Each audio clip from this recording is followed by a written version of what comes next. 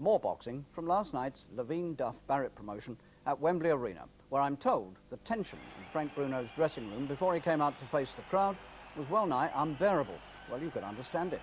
Bruno had to pick up the pieces of the promising career that James Bonecrusher Smith had shattered in this same ring 4 months ago. As it turned out, the Wembley crowd were yelling for him all the way to the ring.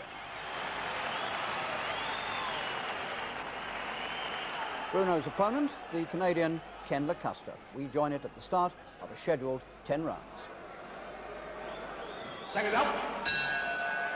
So the first appearance of Frank Bruno since that Sunday night in May, the unlucky 13th, when he was beaten in the 10th round by Bonecrusher Smith. And now he has to make his way back up the ladder, and Ken Lakusta of Canada is the man chosen to give him the first test on the comeback trail. Lakusta has a reputation as a clown of the ring, and already he's shown that it's not undeserved.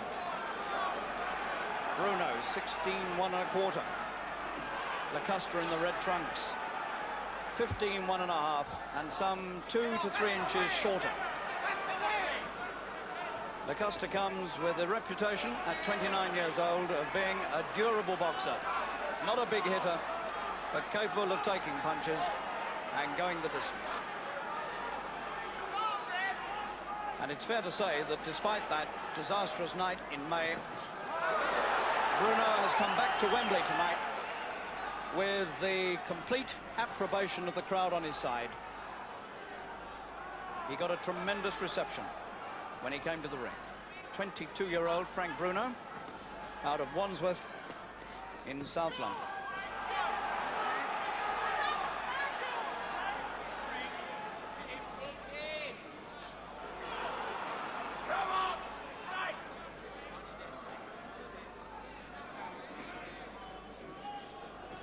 The night against Bonecrusher, we remember all too well.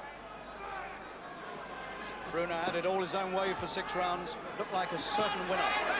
Still looked like a winner. And they came out for the 10th and final round. And then instead of backpedaling and boxing his way to a certain victory, he chose to mix it. He got caught and he went out.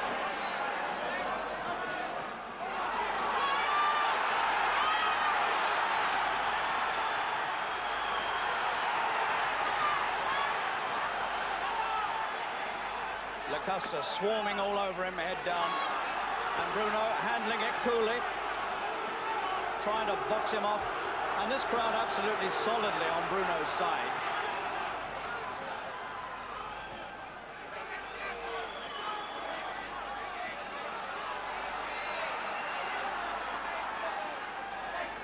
Bruno punching and punching again at that head of Lakusta. Only the top of it can he see. A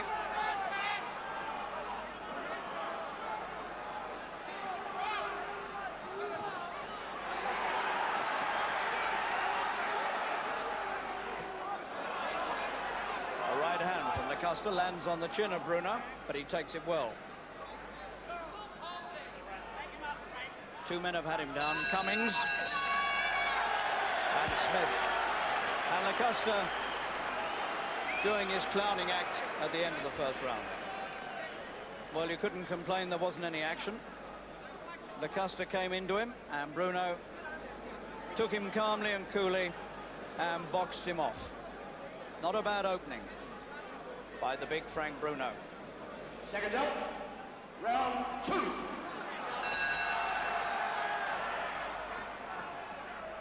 Bruno has come into this ring tonight just 2 or 3 pounds heavier than when he fought Bonecrusher Smith.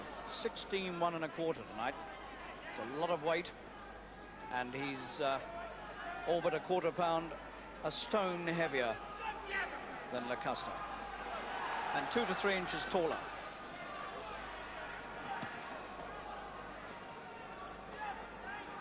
Lakusta is a one-time kickboxer.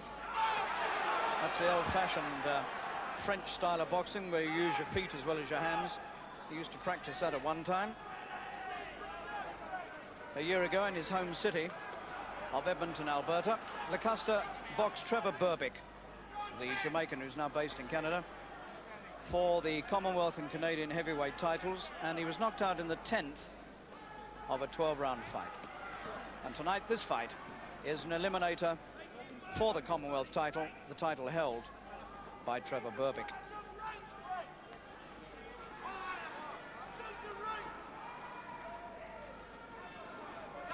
Berbick was too strong and too experienced for Lakusta. And the first knockdown of the fight in the second round. And Lakusta, for all his durability, doesn't quite know what's hit him, and he may not make it, and he hasn't. It's all over in the second round. Frank Bruno lifted to his feet. By this time, a jubilant Terry Lawless. And Bruno is back to the old winning ways. 23rd fight and his 22nd win inside the distance.